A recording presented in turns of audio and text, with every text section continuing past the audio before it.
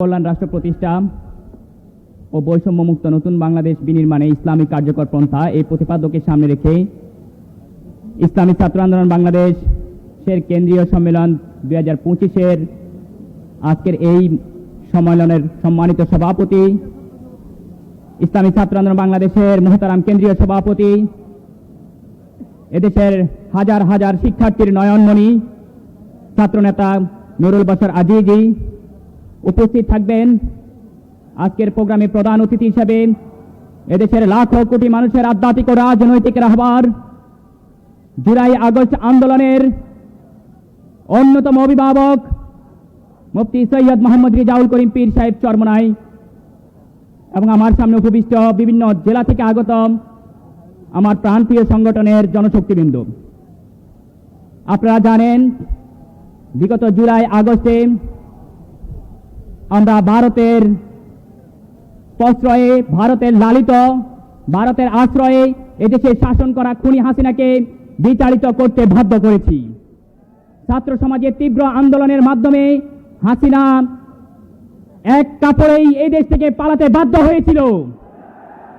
প্রিয় সাথী ও বন্ধুগণ, আমরা দেখতে পেয়েছি এই শেখ হাসিনাকে, খুনি হাসিনাকে যখন পৃথিবীর কোনো রাষ্ট্রে জায়গা দেওয়ার জন্য দুঃসাহস দেখায়নি, ঠিক সেই সময়েও ভারত তাকে আশ্রয় দিয়ে যাচ্ছে। আমরা দেখতে পাচ্ছি তার পরবর্তী সময়ে ভারত তার পানি আগ্রাসনের মাধ্যমে বাংলাদেশের দক্ষিণ পূর্বাঞ্চলীয় জেলা নোয়াখালী, লক্ষ্মীপুর, ফেনী জেলাগুলোকে প্লাবিত করে দিয়েছিল। আমরা দেখেছিলাম যে উত্তর অঞ্চলের জেলাগুলোতেও ভারতের পানি আগ্রাসনে আকস্মিক বন্যার সৃষ্টি হয়েছিল। ইতিপূর্বে আমরা দেখতে পেলাম ভারতের আগরতলাস্থ বাংলাদেশের উপ হাই কমিশনে হামলা করেছিল। আমরা দেখতে পাচ্ছি কথিত সাম্প্রদায়িক সম্প্রীতি হরণের অভিযোগ, মিথ্যা একটা অভিযোগ দিয়ে ভারত বাংলাদেশে একটি সাম্প্রদায়িক দাঙ্গা সৃষ্টি করার চেষ্টা চালিয়ে যাচ্ছে। আমরা আজকের এই সম্মেলন থেকে স্পষ্টতই ভারতকে জানিয়ে দেওয়ার চেষ্টা করছি, আমরা ভারতের আগ্রাসনের বিরুদ্ধে ঐক্যবদ্ধ রয়েছি। বাংলাদেশের জনগণ ভারতের আগ্রাসনকে প্রতিহত করবে। এদেশের জনগণ ভারতকে বুঝিয়ে দিতে হবে, ভারতকে এই বিষয়ে তাদেরকে চিন্তা করতে হবে যে দেশের জনগণ ফ্যাসিবাদী শাসক হাসিনাকে এক কাপড়ে পালিয়ে যেতে বাধ্য করেছে। এদেশের জনগণ, এদেশের ছাত্র সমাজ, এদেশে ভারতের কোনো আগ্রাসনকে সহ্য করবে না।